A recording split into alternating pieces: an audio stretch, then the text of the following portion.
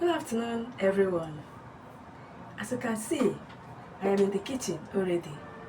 I'm going to show us some kitchen utensils and their meaning in Igbo language. Follow me, let's start. This is pot. In Igbo, it is called ite. In Igbo, na-akpọ ya ite. It is used for cooking. You can use it to cook your rice, cook your beans, cook your all cookables, cook your plantain, cook your meat. Ndị Igbo na-akpọ ya ite. Ị ga-eji ya shee ihe niile, shee nri, shee osikapa, sie agwa, sie anụ. Nke a bụ ite. Nke ọzọ anyị nwere ebe a ngaji. This is spoon. Ndị Oyibo na-akpọ ya spoon, but it is called ngaji. N'asụsụ Igbo, it's called ngaji. You can use it to turn. It is used for turning your food while cooking. Ọ bụla ị na-esi nri, ama m na ị na-eji ngaji wee na-akpa ya nri ị na-esi. Nke a bụ ngaji. It's used for turning food while cooking. This is knife. Knife, mma. N'asụsụ Igbo, a na-akpọ ya mma. You can use it to cut your vegetable, your onions, and other things. N'asụsụ Igbo, a na-akpọ ya mma. Ị ga-eji ya bee akwụkwọ nri gị, bekwa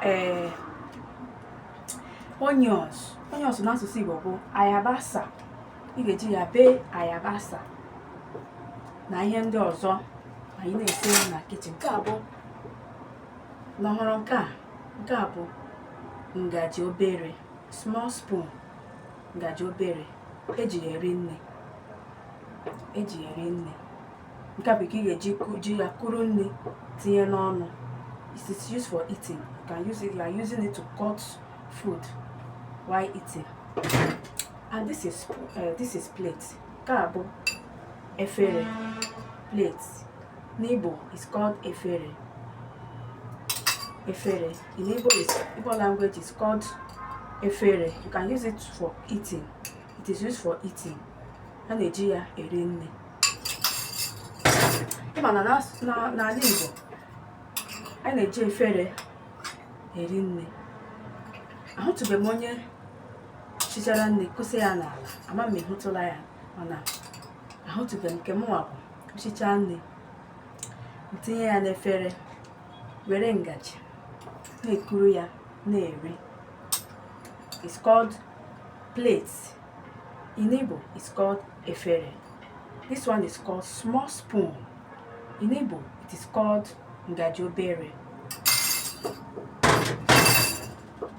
This one is kettle. In Igbo, it's called ite mmiri. And ndị Igbo na-akpọkarị ya kettle. Mana n'asụsụ Igbo, ya na-akpọ ya ite mmiri. Eji ya esi mmiri ọkụ. It is used for boiling hot water. This is I've shown you this one big spoon for turning your food while cooking. That is ngaji nnukwu. Iji akpagharị nri gị ma ị na-esi nri n'asụsụ Igbo.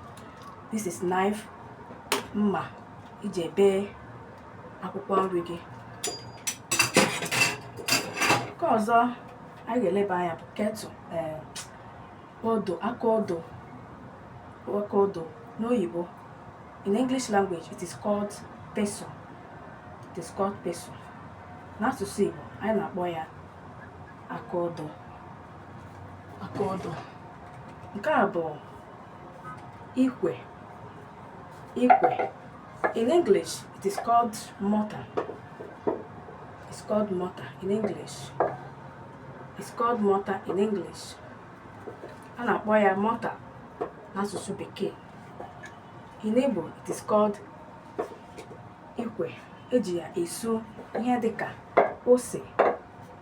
Ọ bụla ị na-esu ose, esu ginger, esu garlic, ihe ọ bụla ị na-esi crayfish, ịsa ị na-esu ya na kichin. Eji esu ihe dị ka ose. Ị ga-ejikwa ya kwọọ tomatoes gị, ji ya suo crayfish. Otu a. E nwekwara ọtụtụ ihe ọzọ dị iche iche m ga-egosi unu na kichin. Nke a bụ sieve n'asụsụ bekee, sieve. Ndị Igbo kpọrọ ya nyọ. It is used for sieving rice, something like rice. You can use it to wash your rice. Ga-eji ya saa osikapa. O nwere ọtụtụ ihe dị iche iche nọ na kichin. Maka ndị m nwere ike igosi unu, nke a bụ frying pan. Frying pan in English language is called frying pan. Mana n'asụsụ Igbo, in Igbo it is called ihe oyiye, ite eji eghe ihe. Ite eji eghe ihe oyiye. It's called frying pan. You can use it. It is used for frying potato, plantain, your meat, many things. There are many other things in the kitchen. There are many other things in the kitchen. There are many other things in the kitchen. E nwere ọtụtụ ihe ndị ọzọ dị iche iche eji esi nri na kitchen. Follow, like, comment, share. Thank you.